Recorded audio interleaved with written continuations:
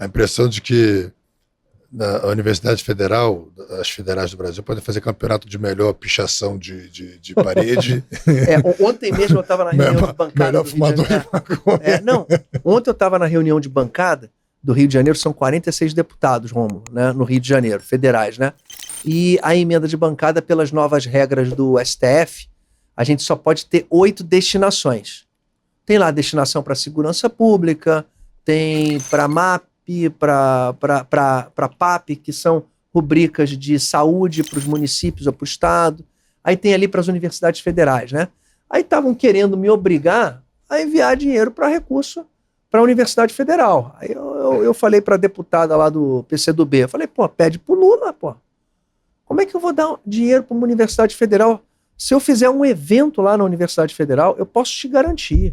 Se marcar uma palestra do Luiz Lima 3 horas da tarde, eu tenho que ir com segurança, É mesmo? O primeiro a começar a me xingar, vão 40 querem me bater, não tem nem papo.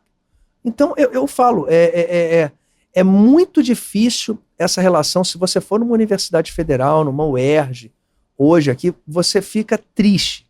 Porque o ensino, de fato, para você se tornar um profissional competitivo dentro do mercado, é muito ruim. Aquele estudante que é dedicado, ele vai se dar bem, porque a competição está com um sarrafo muito baixo.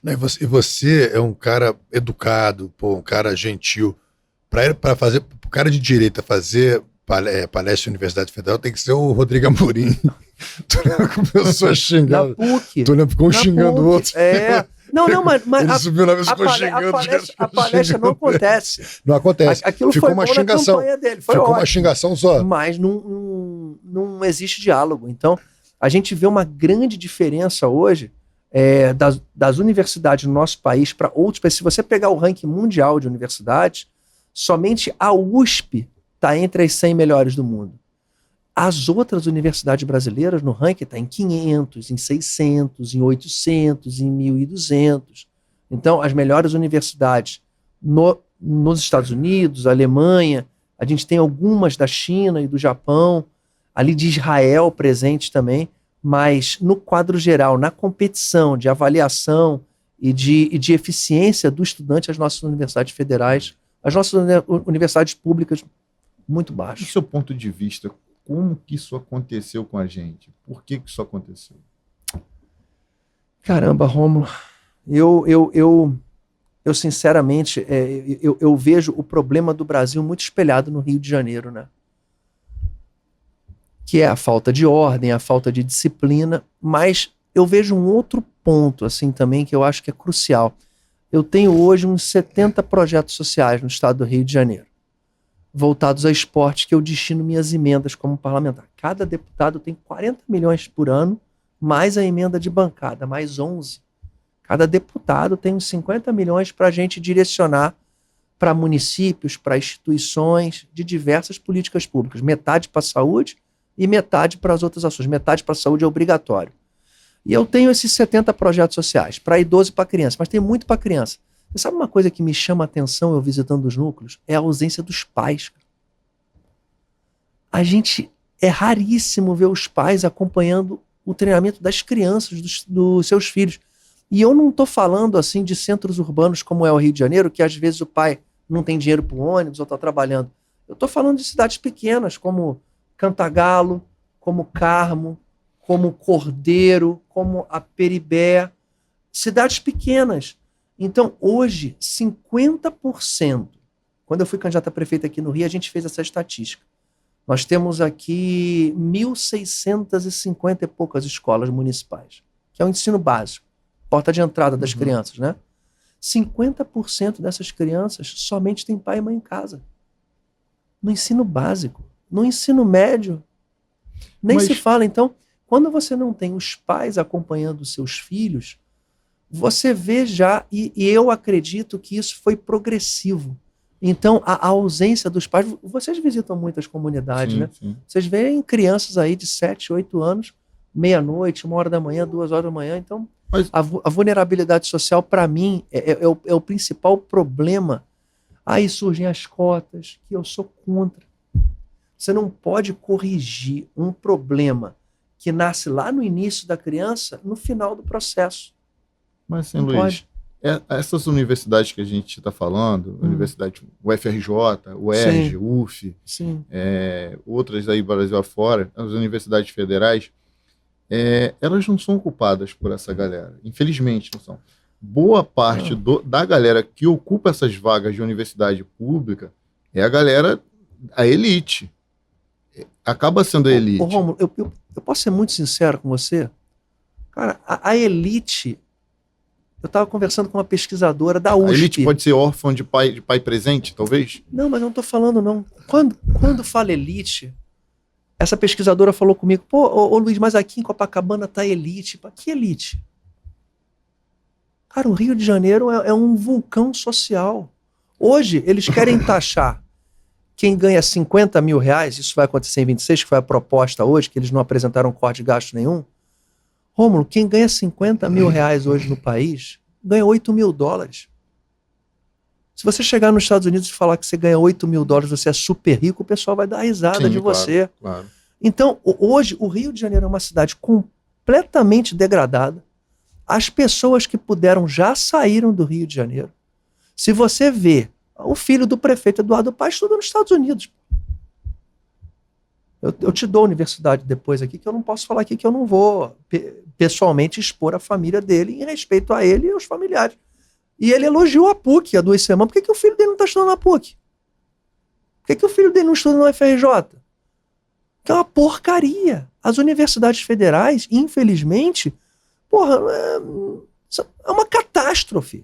E você vê reitor filiado ao PSOL, você vê diretoria das universidades hoje ocupada por militantes, você vê professores que deixam alunos que estão lá há 8, 10 anos darem aula no lugar deles.